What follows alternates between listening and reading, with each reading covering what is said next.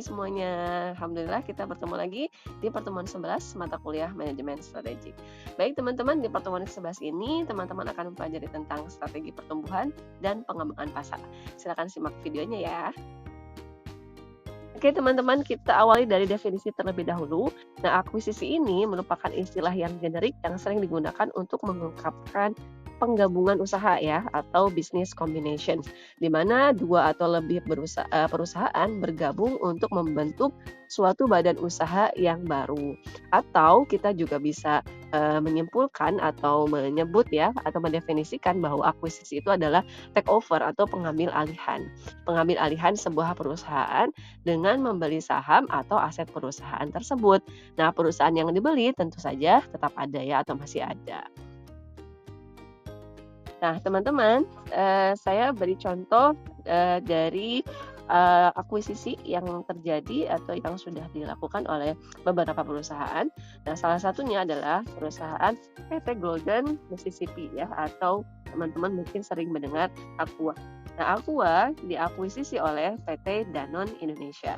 Nah, ada juga perusahaan-perusahaan yang lain ya, contohnya teman-teman bisa melihat di gambar, di sebelahnya, itu ada XL ya, ada, Bango, dan ada kecap Bango dan ada juga, taro ya. Nah, mungkin teman-teman juga bisa menyebutkan beberapa. Oke teman-teman, kita bisa melihat gambar yang ada di layar ya. Di sini ada PT atau perusahaan yang belum diakuisisi dan sudah diakuisisi. Teman-teman bisa melihat perbedaannya. Untuk yang belum atau sebelum dilakukan akuisisi, maka masing-masing PT ada PT ASS, ada PT MBD, dan ada juga PT SCD, di mana mereka atau masing-masing perusahaan tersebut berdiri sendiri-sendiri.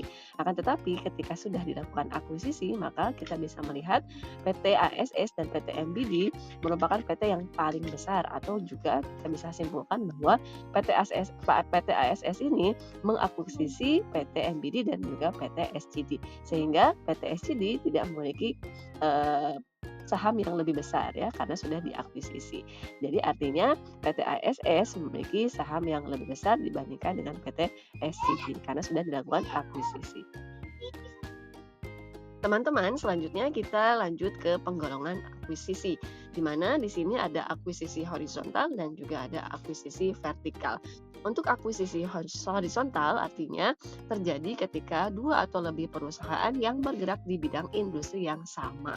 Ya, misalnya sama-sama bergerak di industri telekomunikasi, sama-sama bergerak di industri makanan atau juga di industri minuman.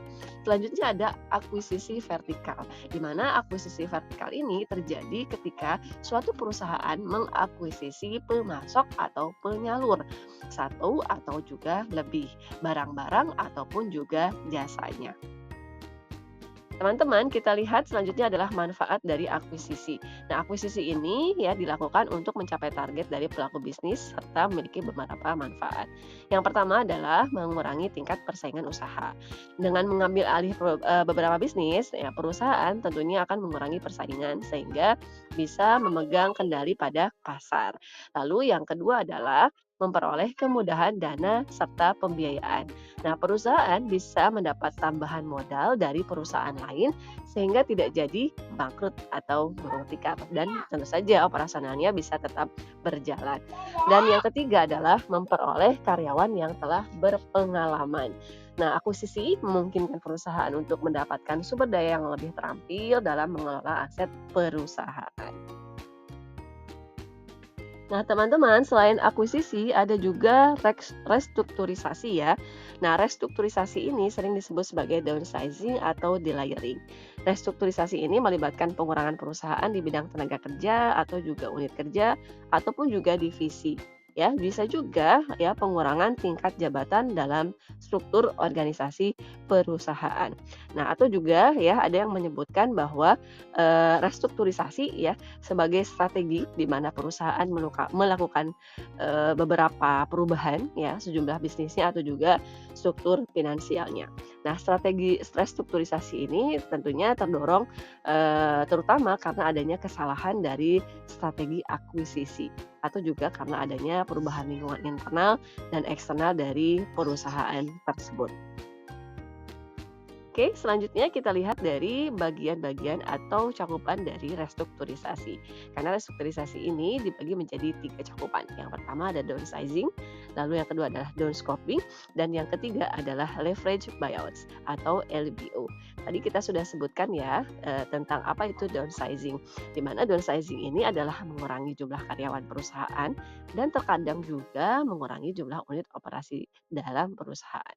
Tetapi tentu saja pengurangan tersebut tidak merubah komposisi bisnis dalam portofolio perusahaan. Dan yang kedua ada downscoping. Nah, downscoping ini adalah serangkaian aksi yang mengarahkan perusahaan untuk terfokus sesuai dengan inti bisnisnya. Kalau downsizing dilakukan antara lain, melalui divestitur ya atau spin-off juga, atau berbagai hal lain yang, mengeliminir ya bisnis yang tidak relevan dengan bisnis perusahaan.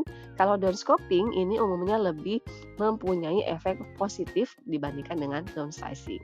Lalu yang ketiga ada leverage buyout atau LBO ya. Di mana LBO ini umumnya digunakan untuk strategi restrukturisasi, yaitu mengkoreksi kesalahan manajerial, atau juga karena manajer mengambil keputusan lebih untuk kepentingan pribadinya dibandingkan untuk kepentingan stakeholder-nya.